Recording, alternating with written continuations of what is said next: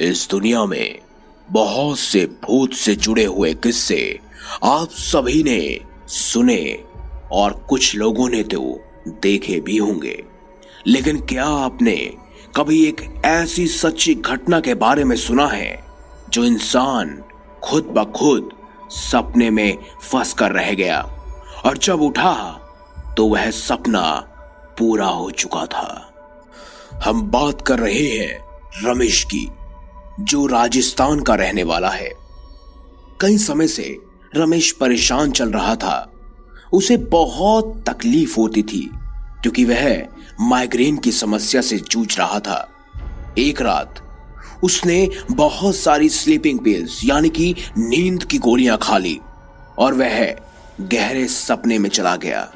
यह आज तक का उसका सबसे डरावना सपना था।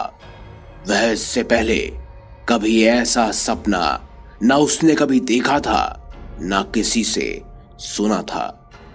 सपने में वह खुद को रेगिस्तान के बीचों बीच पाता है।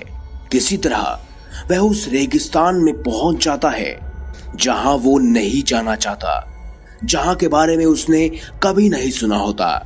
लेकिन उसे इतना पता चल चुका होता है कि वह इस बड़े रेगिस्तान में खो चुका है और अकेला है। उसके हाथ में न जाने कहां से तेज धार वाली तलवार आ जाती है। वह पहले तो 2-3 बार खुद को चाटे मारता है कि क्या ये सच है या मैं सपने में हूं। सूरज की बहुत तेज रोशनी और तीव्र गर्मी से वह आदमी पसीने पसीने हो जाता है, लेकिन लगातार चलता रहता है। वह सोचता है कि ये हकीकत है। वह लगातार आगे बढ़ता रहता है, भले ही वह नहीं जानता कि वह कहां जा रहा है। वे रेगिस्तान में दूर दूर तक बस चलता ही रहता है। न उसे आसपास कोई इंसान दिखाई देता है, न कोई पेड़। सिर्फ दिखाई देते हैं तो सिर्फ और सिर्फ बालू के टीले। उसका गला सूख जाता है क्योंकि गर्मी इतनी होती है और उसके पास पीने के लिए पानी की एक बूंद तक नहीं होती। कुछ देर चलने के बाद उसे एक बड़े से बालू के टीले के नीचे एक आदमी रेत पर सोया हुआ दिखता है। वह बिना समय गवाए उस आदमी की तरफ तेजी से भागता है। वह इस रेगिस्तान में अपने आप को अकेला महसूस कर रहा था, इसीलिए वह पूरी जान लगाकर उस आदमी की तरफ भागता है और तेजी से बोलता है, भैया भैया क्या मैं कहाँ हूँ? ये कौन सी जगह है? मैं लगातार 1 घंटे से घूम रहा हूँ यहाँ पर, मुझे कुछ तो पता ही नहीं चल रहा। मुझे तो ये भी पता नहीं चल रहा कि ये समय क्या हो रहा है। आप मुझे सुन रहे हो? और वह व्यक्ति को देखता है तो उसे पता चलता है कि वह व्यक्ति तो मुंह के बल जमीन में सोया हुआ है। वह जल्दी से उस इंसान को हिलाता है, लेकिन वह इंसान धस से मस नहीं होता। लेकिन वह थोड़ी हिम्मत कर जैसे ही उस इंसान को पलटता है, वह देखकर डर जाता है। आप यकीन नहीं करेंगे, वो इंसान कोई और नहीं बल्कि रमेश ही था। मेरा जुड़वा? ये मैं कोई सपना देख रहा हूँ या सच है? इसके हाथ में भी वही तलवार है जो मेरे हाथ में है। ये कैसे हो सकता है? मैं शायद सपना देख रहा हूँ। मैं सपना देख रहा हूँ। लेकिन वह इंसान वैसा का वैसा ही रहता है। रमेश इतना डर जाता है कि वहां से उठकर लगातार भागता ही रहता है। ये मैं कहाँ आ गया हूँ? मैं कहाँ फंस गया? ये कैसे हो सकता है? गला भी सूख रहा है, पानी भी नहीं है। कोई है? लगातार वह गुहार ही लगाता रहता है, लेकिन उसकी आवाज कोई नहीं सुनता। ऐसे में रमेश को खुद के ऊपर बहुत गुस्सा आता है। वह भागता ही रहता है। फिर अचानक से उसे दूर बालू के टीले पर एक और इंसान लेटा हुआ दिखाई देता है। वो सचमुच इंसान ही है या मुझे भ्रम हो रहा है? नहीं, चल के देखता हूं एक बार। भैया। रमेश उसे फिर से उठाने की कोशिश करता है, लगातार उससे गुहार लगाता है। भैया मुझे सुन सकते हो? लेकिन वह इंसान भी वैसे ही मुंह के बल उस रेत पर लेटा होता है। जैसे ही रमेश उस इंसान को पलटता है, वो फिर से डर जाता है। अबे यार, ये मेरे साथ क्या? ये हूबहू मेरी शक्ल का कैसे? और मैं अभी तो पीछे छोड़ के आया था। ये मेरे के साथ क्या हो रहा है? मैं कहाँ हूं? लगातार उसे वह बोलता रहता है, उठाने की कोशिश करता है, लेकिन वह दूसरा रमेश वो भी नहीं उठता। रमेश उस इंसान को देखकर जो उसी की शक्ल का था, गुस्से से दिल मिला जाता है। वह अपने हाथ में पड़ी हुई उस तलवार से उस इंसान का चेहरा बदल देता है। तू तू तू मेरे जैसा नहीं हो सकता। मैं कहाँ हूं यार? मैं कहाँ हूं? मैं कहाँ जाऊं? प्यास लग रही है, चल भी नहीं पा रहा। ये मेरे जैसे इंसान ही मुझे क्यों दिख रहे हैं? क्या मुझे भ्रम हो रहा है या ये सच है? और रमेश उस इंसान का चेहरा पूरी तरह से बदल देता है। वह उसमें इतना जख्म देता है कि उसका चेहरा फट जाता है। तलवार की धार से खून चारों तरफ फैल जाता है और रमेश अब अपनी गलती का एहसास करता है। यार, ये मैंने क्या कर दिया? तो कुछ समझ भी नहीं आ रहा। यार, दूर दूर तक कोई नहीं। भैया, कोई तो बचाओ। मैं कहाँ हूं? दौड़ने के कारण उस कठोर गर्मी में वो कमजोर होने लगता है।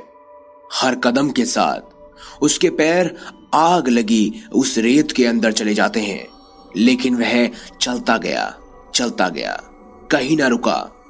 वो सिर्फ इस उम्मीद में था कि कुछ देर बाद ही उसे कोई मिल जाएगा जो उसकी जिंदगी बचा लेगा, लेकिन ऐसा नहीं होता।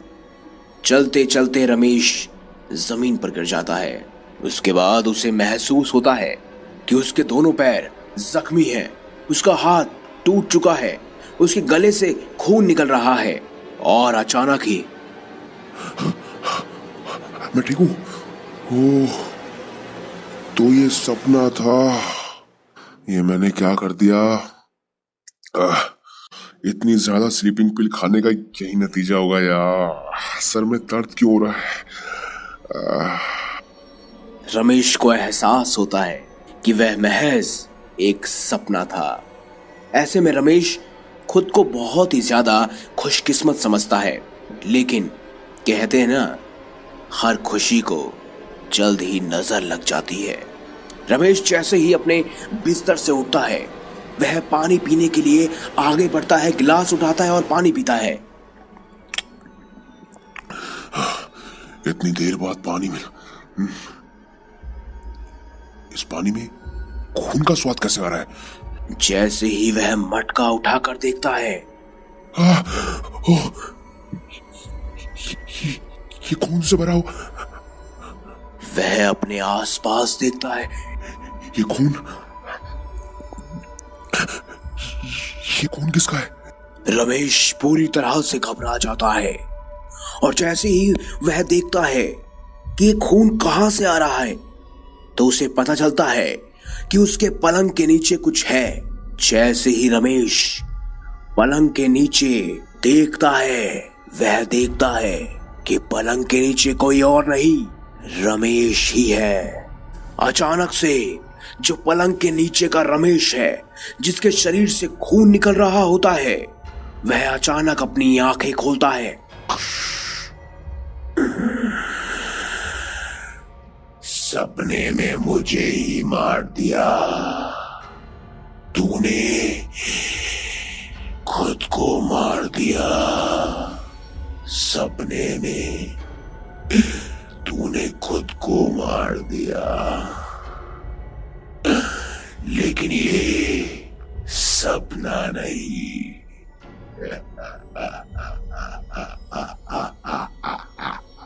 और इसी के साथ रमेश धीरे धीरे जमीन पर गिर जाता है। रमेश, रमेश, रमेश, रमेश।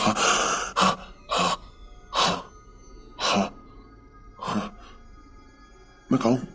अबे रमेश, तू अपने घर पर है तो पिछले 10-11 घंटे से सो रहा है भाई। ज्यादा रात को स्लीपिंग पीस ले ली क्या तूने?